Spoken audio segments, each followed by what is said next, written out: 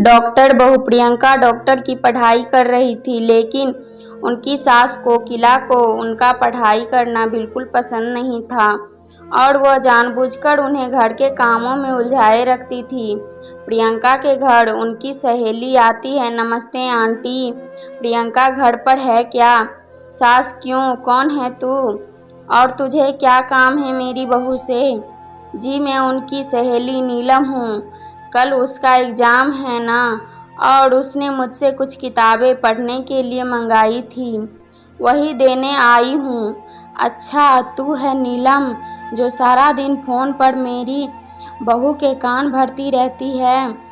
देख लड़की, अगर आज के बाद तूने मेरी बहू को उल्टी सीधी बात पढ़ाई तो मुझसे बुरा कोई नहीं होगा। अरे खबरदार, अगर आज के बाद तूने मेरी बहू को फ़ोन किया और दोबारा इस घर में दिखाई दी है। अरे माँ जी, पता नहीं आप किस ज़माने की औरत है।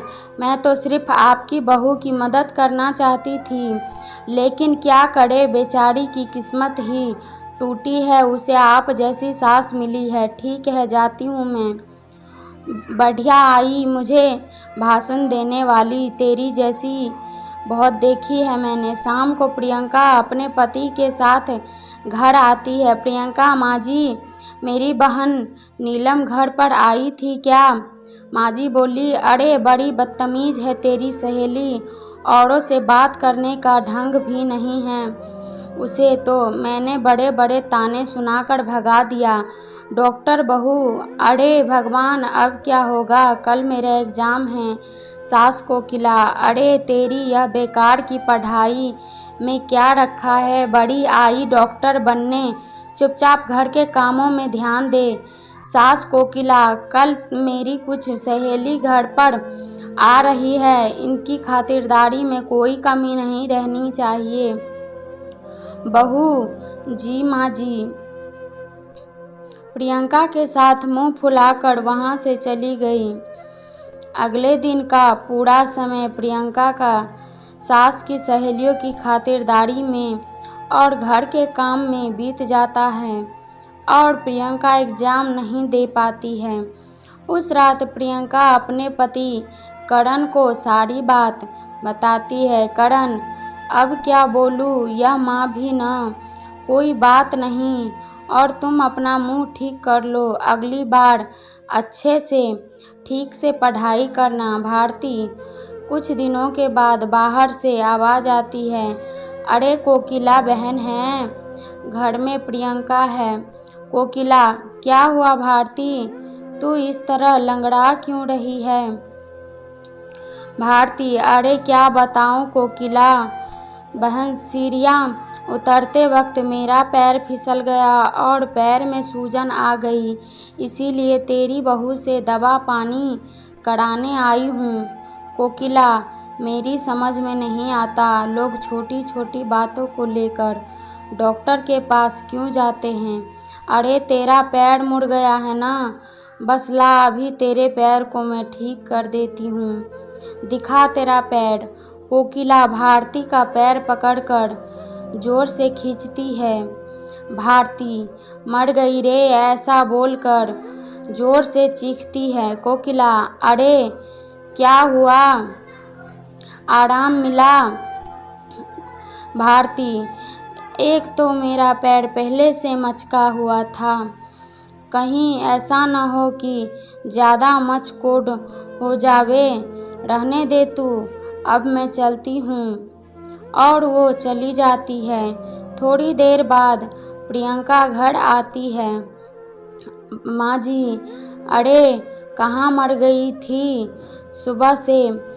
प्रियंका, माँ जी मैं अपनी किताबें लेने गई थी।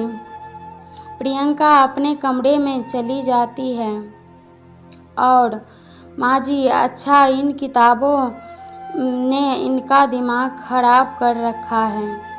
यह किताबें ही सारी मुसीबतों की जड़ है। पेपर पस्ती लेने वाला, थोड़ी देर में ही वहाँ पेपर पस्ती लेने वाला और खाली बोतल लेने वाला चिल्लाता हुआ गुजर रहा होता है। सास ने बहू की सारी किताबें पेपर वाले को दे दी।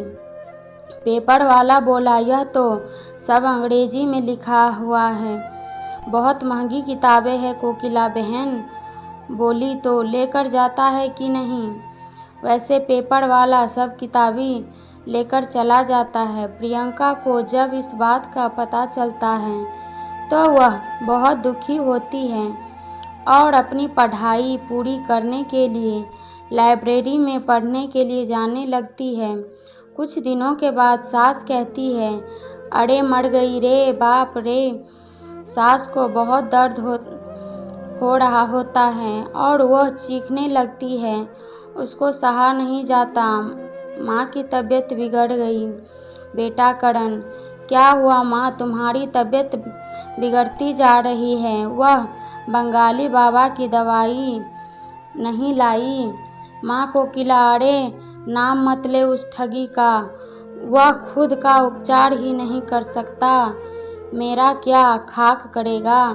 बेटा करण, बेटा ठीक है ना? मैं प्रियंका को फ़ोन करके बुलाता हूँ। प्रियंका लाइब्रेरी में बैठे हुए पढ़ रही होती है। तभी उनके पति करण का फ़ोन आता है। प्रियंका, जी बोलिए जी। करण, माँ की तबीयत ठीक नहीं है, जल्दी घर पर आ जाओ। प्रियंका, जी मैं अभी आती हूँ। प्रियंका का सास के प्रति प्यार। थोड़ी देर के बाद प्रियंका घर पहुँचती है और कहती है, क्या हुआ माँ जी? माँ जी, हाँ बहुत बड़ा बुखार है।